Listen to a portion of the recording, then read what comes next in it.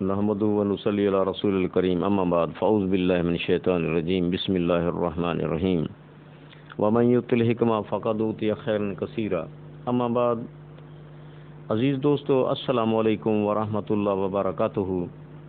آج میں خشک سرد مزاج کی پہچان اور اس کی وجہ سے پیدا ہونے والی علامات کے بہترین طریقہ علاج کے ساتھ آپ کی خدمت میں حاضر ہوا ہوں۔ کامیاب علاج کا دار و مدار صحیح تشخیص پر ہے اور صحیح تشخیص بغیر مزاج کی پہچان کے ہو سکتی ہی نہیں۔ مریض کی بتائی ہوئی علامات کو مرض سمجھ کر ان کا علاج کریں گے تو کبھی کامیابی نہیں ہوگی، تو یہ علاج بھی غلط ہوگا، کیونکہ علامات کو دبائے رکھنا مریض پر ظلم ہے، نہ کہ اس کا فائدہ، کیونکہ جو مرض کا مادہ ہے وہ مسلسل بڑھتا ہی رہتا ہے، مریض بیچارہ دھوکے میں رہتا ہے اور مرض کہیں کی کہیں پہنچ جاتی ہے۔ اور جب ہم علامت کی وجہ تلاش کر کے اس وجہ کا علاج کریں گے تو ایک نہیں جتنی بھی تکالیف ہوں گی وہ ہمیشہ کے لیے غائب ہو جائیں گی انشاءاللہ۔ اس لیے مزاج کو سمجھنا بہت ضروری ہے۔ میری یہ اس سلسلے کی دوسری ویڈیو ہے۔ بالکل سادہ طریقہ اختیار کیا ہے تاکہ کسی ان پڑھ کو بھی سمجھنے میں کوئی دشواری نہ ہو۔ بعض لوگ بہت مشکل الفاظ استعمال کرتے ہیں، طبی اصطلاحات استعمال کرتے ہیں، کالے انگریز بننے کی ناکام کوشش کرتے ہیں۔ دوستوں میں حکمت کا سکہ جمانے نہیں، بلکہ جو کچھ سمجھا ہے سیکھا ہے وہ اپنے بھائیوں تک پہنچانے کی کوشش کرتا ہوں۔ میرے اس عمل کے اجر سے میرا رب مجھے کبھی محروم نہیں رکھے گا انشاءاللہ۔ تو آئیے خشک سرد مزاج کی طرف۔ سب سے پہلے جو ہمارے سامنے چیز آتی ہے مریض کی وہ چہرہ ہوتا ہے۔ اگر چہرے پر سیاہیاں، کیل مہاسے، داغ، ہونٹ، زبان، آنکھوں میں سرخی کے ساتھ سیاہی نظر آتی ہے، لب و لہجہ میں قدرے تیزی، نبض رفتار میں تیز، مضبوط ہوا سے پر، 3 انگلیوں کے نیچے محسوس ہوتی ہے، پیشاب مقدار میں کم، سرخی کے ساتھ سیاہی نظر آتی ہے، دن میں 1 یا 2 دفعہ جلا ہوا پیشاب آتا ہے، مریض کو منہ کا ذائقہ ترش محسوس ہوتا ہے، اگر جسم میں درد ہو تو کام کاج کرتے وقت درد زیادہ ہوتی ہے، سکون کرنے سے کم، شدید قبض، شریانوں میں ترشی و تذابیت کی وجہ سے سکیڑ ہوتا ہے،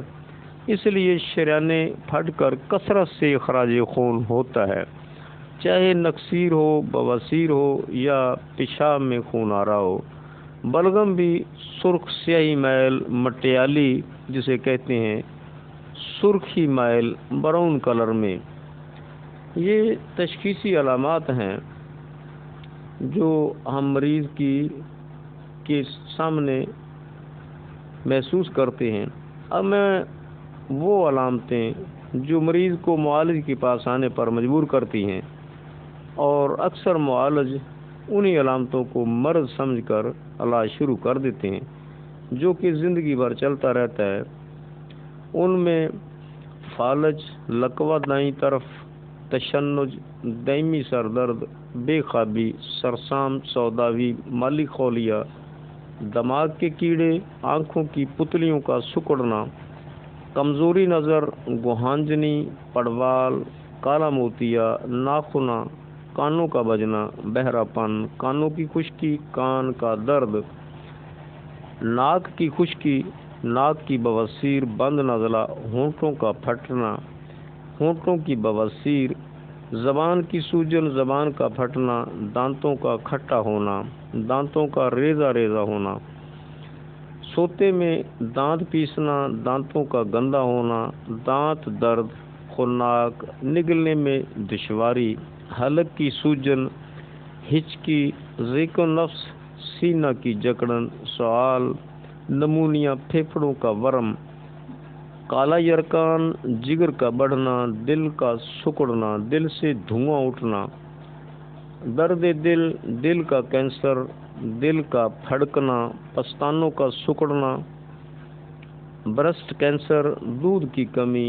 पस्तानों की खारिश, दर्द मैदा, नफ मैदा, मैदा की गैसेस, शदीद कब्ज़, तबखीर मैदा, कोलंज, इस्तिस्का, तबली, खारिश मैदा, खचावट मैदा, मैदे का सिकुड़ना, छोटा होना, केचुए, दबाव आना यानी काबूस, तशन्नुज मैदा, बवासीर बादी, अपेंडिसाइट, नाफ का टलना, मकद की खारिश, भगंदर, पेशाब बंद होना, खसियों का सिकुड़ना, मनी की जगह खून आना, मनी की पैदाइश बंद होना, तौलीदी जरासीम ख़त्म होना, खसिया की खारिश, दर्द गुर्दा, पत्थरी गुर्दा, तहज्जुर मुफासल यानी जोड़ों का पत्थरा जाना, गंठिया, रियाही दर्दें, कमर दर्द, अरकुन निस्सा, एड़ियों का दर्द, नाखून फटना, नाखूनों का बैठ जाना, नाखूनों का पतला हो जाना, जिल्द की अलामात में जिल्द की खुश्की, खारिश, खुश्क, गहरे फोड़े, कोहड़, जजाम, उजलाती कैंसर, रसौलियाँ, जिल्द का फटना,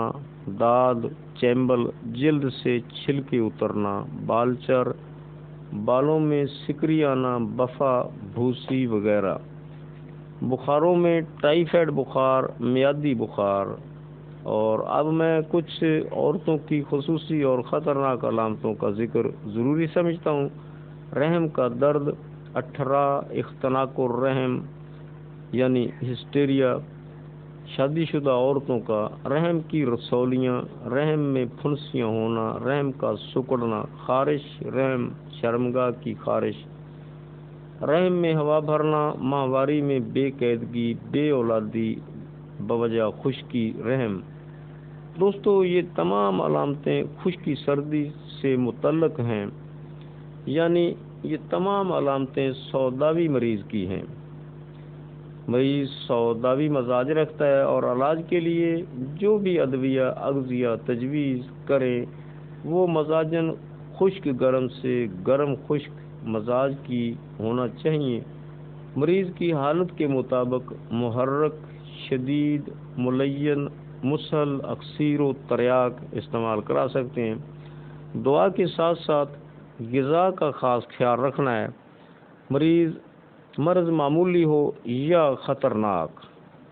इलाज शुरू होते ही मरीज़ को सुकून हो जाएगा इंशाअल्लाह। तो दोस्तों, मैंने खुश्क सर्द मजाज की पहचान और उसका बेहतरीन असूल इलाज आपकी खिदमत में पेश कर दिया है।